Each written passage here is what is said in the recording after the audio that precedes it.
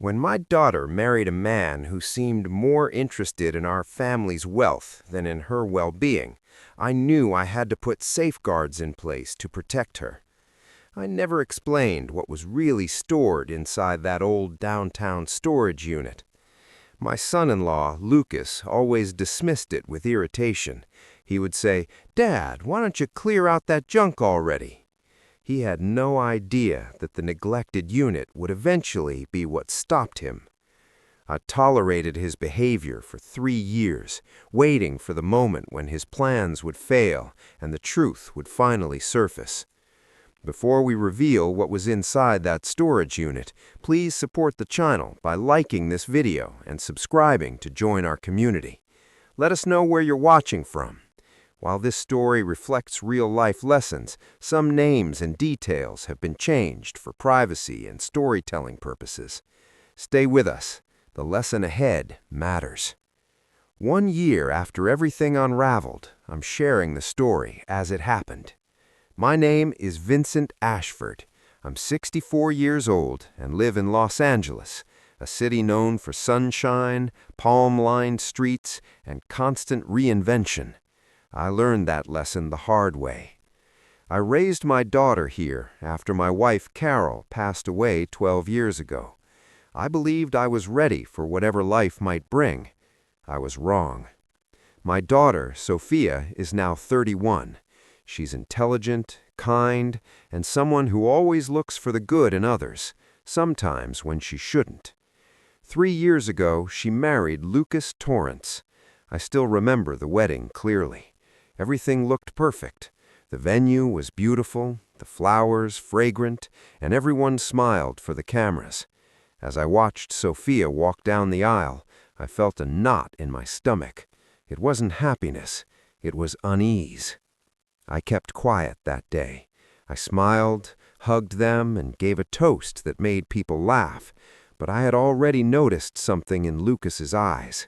The way he looked at Sophia felt possessive, as if she were something to own rather than someone to love.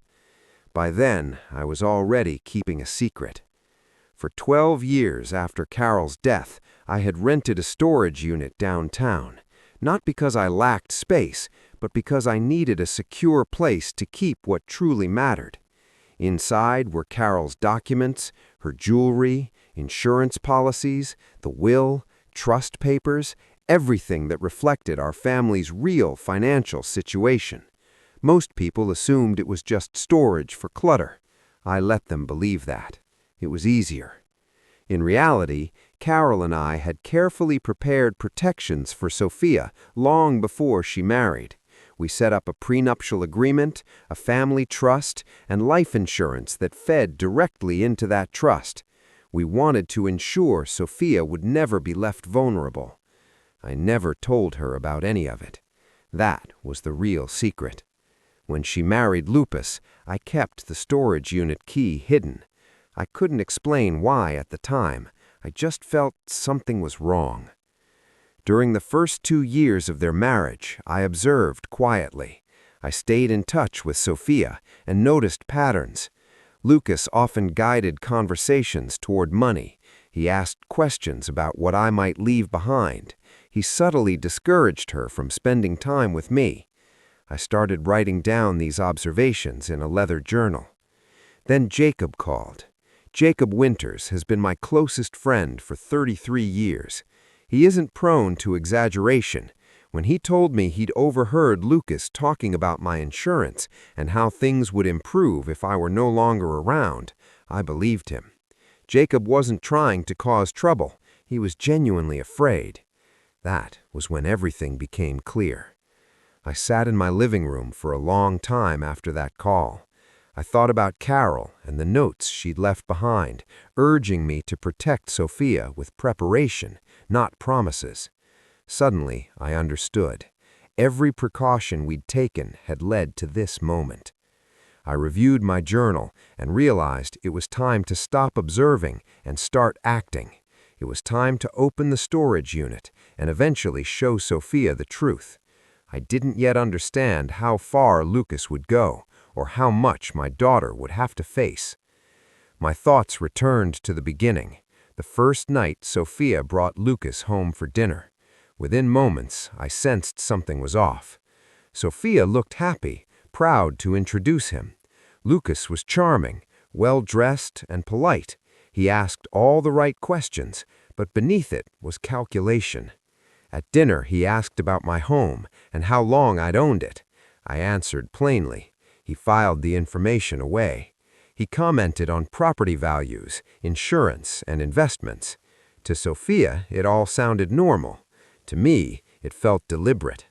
Later, while helping clear the table, Lucas remarked that Sophia was lucky to have financial security. That comment stayed with me. Not love, not partnership, security. That night, I decided not to confront Sophia. She wouldn't have believed me, and speaking too soon would only push her closer to him. Instead, I documented everything. 6 months into their marriage, the manipulation became clearer. Lucas encouraged Sophia to question why she didn't know about my finances. He planted doubt about Jacob, claiming Jacob had feelings for her and wanted to end their marriage. Slowly, Sophia began to distance herself from people who cared about her. I understood then that Lucas wasn't just motivated by money. He wanted control over her thoughts, relationships, and reality. I wrote everything down. Dates, conversations, patterns. Over time, the behavior escalated. Lucas controlled her finances, her schedule, her clothing, and her social life. He rewrote narratives, portraying himself as her only ally. By the end of the first year, the pattern was unmistakable. As years passed, the isolation deepened. By the second year, Sophia had almost no friends left. By the third, Lucas controlled her income entirely.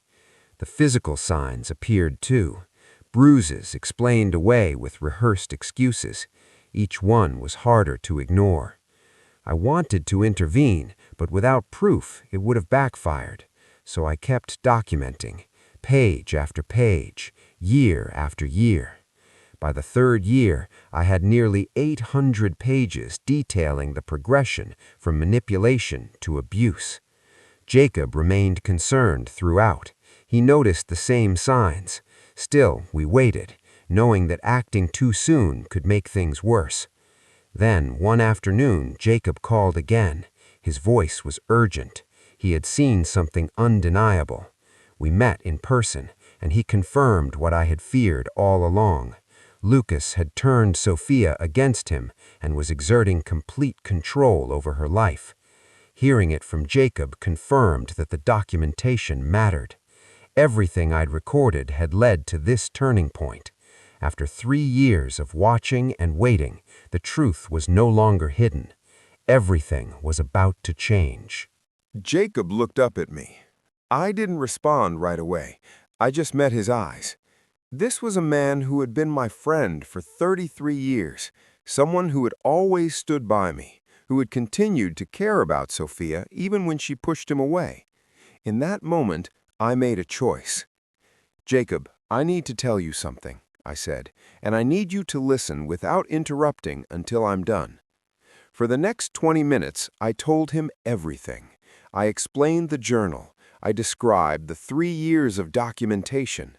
I walked him through the dates, the patterns I had observed, and the gradual escalation from psychological manipulation to physical violence. I told him about the bruises and the excuses Sophia used to hide them. I explained the isolation, the financial control, and the way Lucas had slowly broken down my daughter's sense of self. When I finished, Jacob didn't speak. His face had gone pale. "3 years?" he finally said. "You've been documenting this for 3 years?" "I needed proof," I replied. "I needed to be sure I wasn't imagining it. I needed something solid before trying to convince anyone else." "Why didn't you tell me?" he asked. There was hurt in his voice, the pain of knowing I had carried this alone. "Because I didn't want to pull you into something you couldn't fix," I said, honestly. "And I wasn't sure it was safe. I didn't know who Lucas might manipulate or threaten. I was trying to protect you." Jacob shook his head. Vincent, you should have told me. We could have handled this together. You shouldn't have had to do this alone." "I know," I said. "I know that now." He was quiet for a long moment, then leaned forward. "What do you need from me?" "I need your help," I said. "Sophia won't believe me. She thinks I'm hiding things and that I don't understand her marriage. But she might listen to you. She might listen to you in a way she won't listen to me." "I'll do whatever it takes," Jacob said immediately. "Whatever you need. I'll watch him. I'll gather evidence. I'll be there for Sophia." "There's more," I added. "I think Lucas may be planning something worse. I heard him mention my life insurance. I heard him talk about how things would be better if I were gone. Jacob, I think he might be planning to hurt me." Jacob's expression hardened. "Then we need to move faster. We need to get Sophia away from him before this escalates." "Agreed," I said, "but we have to be careful. We can't confront him directly. We need to be strategic. Sophia has to understand what's happening before we act." "Okay," Jacob said, determination settling in. "Then tell me everything, every detail, every observation. We're going to build a case so strong she won't be able to ignore it." For the first time in 3 years, I felt like I could breathe. I wasn't alone anymore. Someone else knew. Someone else understood. Someone else was willing to fight for my daughter. Jacob and I spent the next 3 hours in that cafe reviewing my documentation, going over the timeline, and discussing strategy.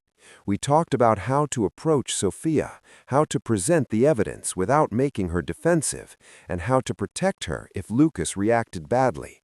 As the afternoon light shifted through the windows, I realized something had changed. For 3 years, I had watched and documented in isolation. Now, with Jacob beside me, I knew this wasn't my fight alone. We were in this together. 3 weeks after we made our plan, Jacob called me with words that froze my blood. "Vincent," he said, alarm clear in his voice, "I just ran into Sophia at the grocery store. She has bruises on her arms, dark bruises, and when I asked about them, she said Lucas told her that if she told you, he would hurt you." I went still. For 3 years, I had documented the escalation, page after page, but this was different. This was a direct threat against me.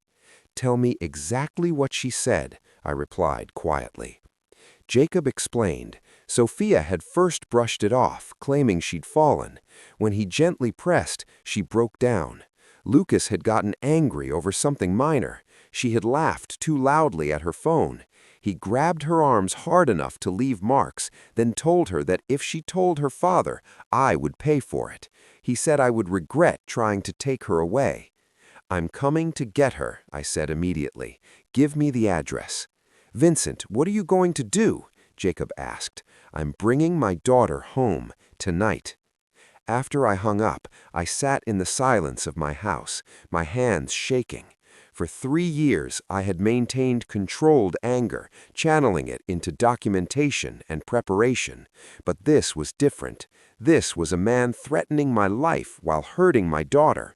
This was someone crossing a line he couldn't undo. I grabbed my keys and left. I didn't plan what I would say. I just knew I had to get to Sophia and get her out of that apartment, away from someone willing to hurt her and intimidate me to keep control. As I drove, my thoughts raced. I thought about the 3 years of notes, the hundreds of pages in the journal, every bruise, every lie, every moment of isolation. All of it had led to this night. Sophia and Lucas lived about 30 minutes away, in a condo near Malibu.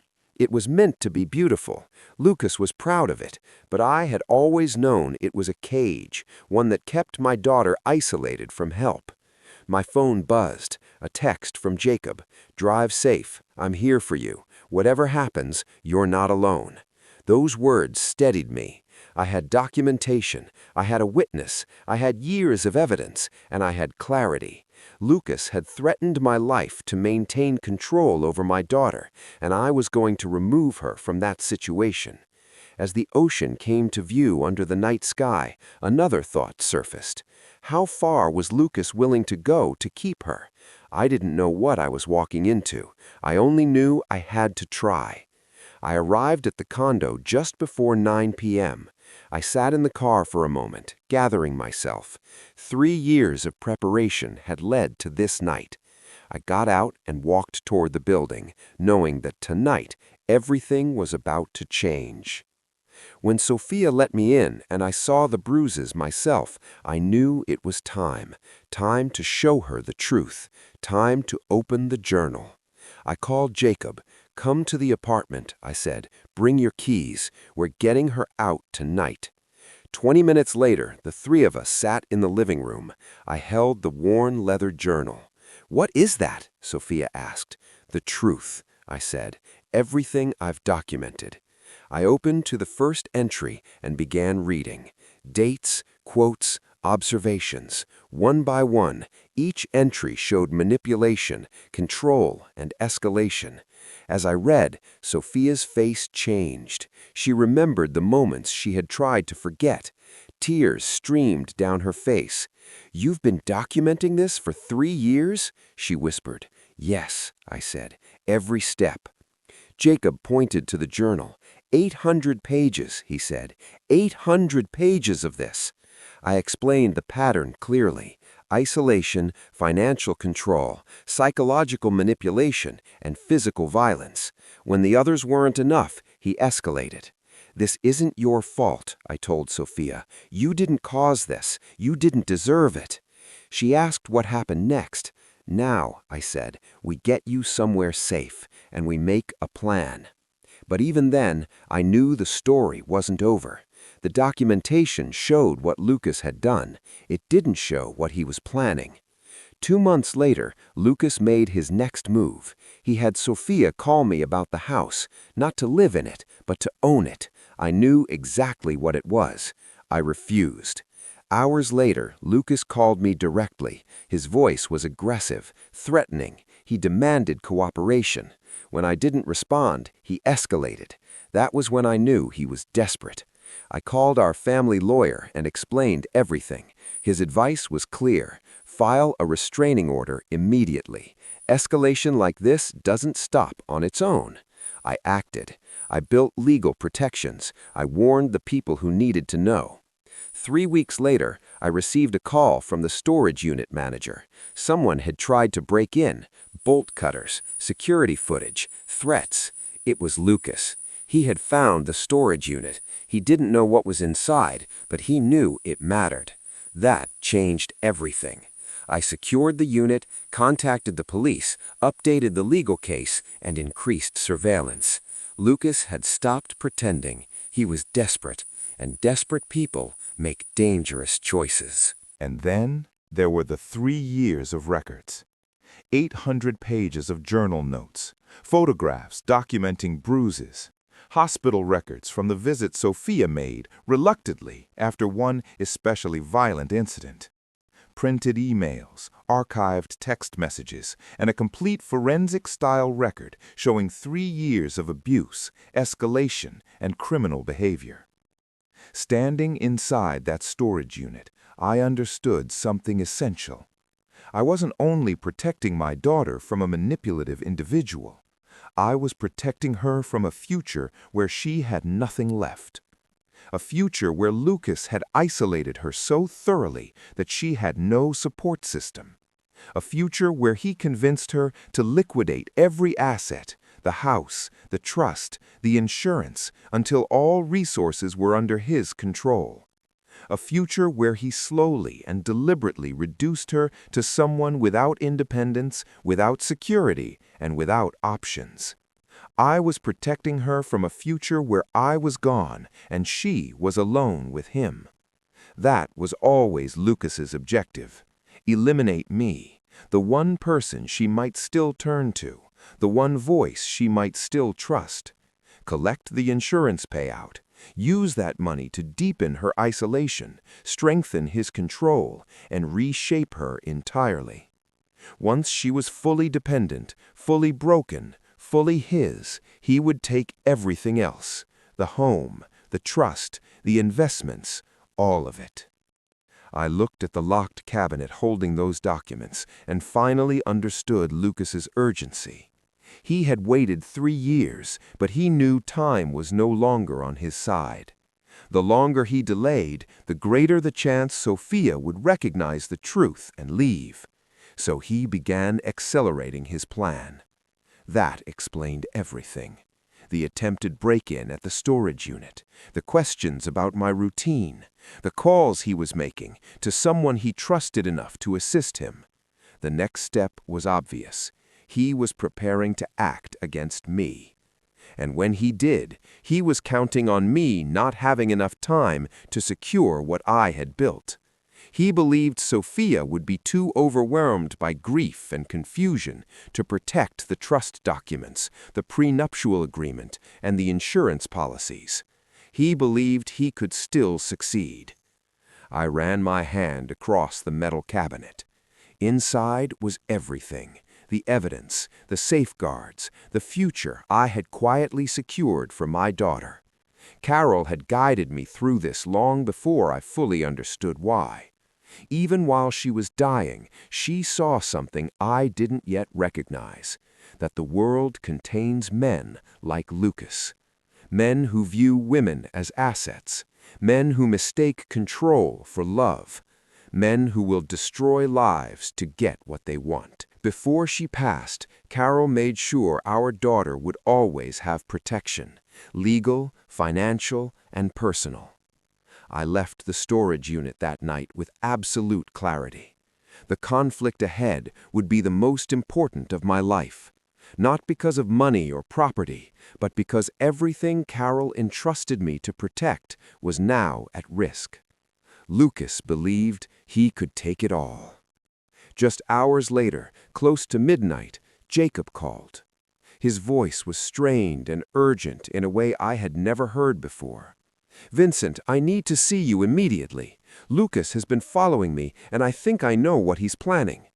I told him to come straight to my house. When he arrived, he wasn't shaking from fear. It was controlled anger. He explained that he had been walking at a park when he noticed the same car trailing him for over 15 minutes. When he stopped, it stopped. When he walked, it followed. It was Lucas, he confirmed. Jacob said he acted as though he hadn't noticed. He entered a hardware store, and Lucas followed him inside. He wasn't browsing. He went directly to specific items. When I asked what Lucas purchased, Jacob answered plainly: rope, plastic sheeting, chemicals, typically associated with serious harm, disguised as an accident. Jacob then showed me video footage recorded from his smartwatch. The recording was clear. Lucas stood calmly in the aisle, selecting items with focus and precision, no hesitation, no distraction. He never noticed I was recording. He was too confident. I watched the footage. Lucas appeared methodical, not impulsive. This wasn't rage, it was planning. "Why would he risk being seen?" I asked. "Because he's desperate," Jacob replied. "He knows about the storage unit. He knows you have evidence, and once Sophia sees it, she'll leave him. He'll lose everything." That realization settled heavily. Lucas was no longer focused on property. He was focused on my life insurance. $2 million. Once I was gone, the payout would go to Sophia, and in her grief, Lucas would control the narrative. He would guide her decisions. He would convince her it was for their future. And by the time she realized the truth, the money would be gone. The plan was disturbingly simple: eliminate me, secure the insurance, regain control over Sophia, take the money, disappear, start again elsewhere. It would have worked if Jacob hadn't been observant, if I hadn't documented everything, if we hadn't prepared. "We're out of time," I said. "We have to act." I contacted the police non-emergency line and reported an immediate threat. When Detective Robert Lambert responded, I laid out the evidence: video footage, 3 years of documented abuse, recorded threats, and a credible witness. Lambert instructed us to come to the station and arranged for patrol officers to monitor my home that night. Jacob stayed with me. We assembled the evidence until early morning: journals, screenshots, photographs, surveillance footage, organizing everything into a complete, coherent package. By dawn, we had a comprehensive record: abuse, threats, surveillance, and preparation for violence. That morning, Detective Lambert reviewed everything. After several hours, he looked up and said, "We're bringing him in for questioning. We're also applying for search warrants." For 3 years, I had waited. Lucas had now exposed himself fully. The following day, another detective, Albert Kingston, reviewed the materials in my home. After 2 hours, he said something that made the situation unmistakably clear. "Your son-in-law fits the profile of someone planning a catastrophic act." Surveillance was intensified. I was instructed not to be alone and to report anything unusual immediately. The threat was no longer theoretical. I called Sophia. I told her carefully that the police were investigating Lucas and that I needed her to come home immediately.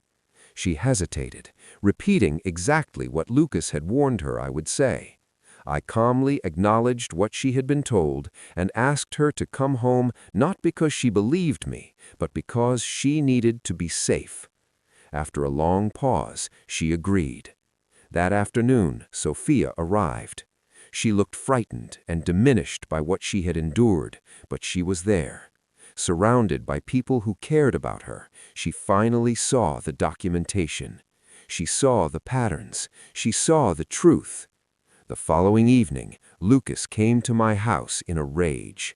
The confrontation ended with his arrest. Officers found everything: materials, surveillance photos, financial records, and messages confirming his intent. Lucas was charged and later convicted.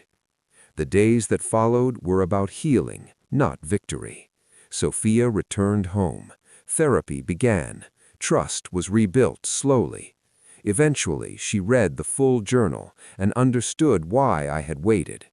Months later, she chose a new path, one based on safety, autonomy, and respect.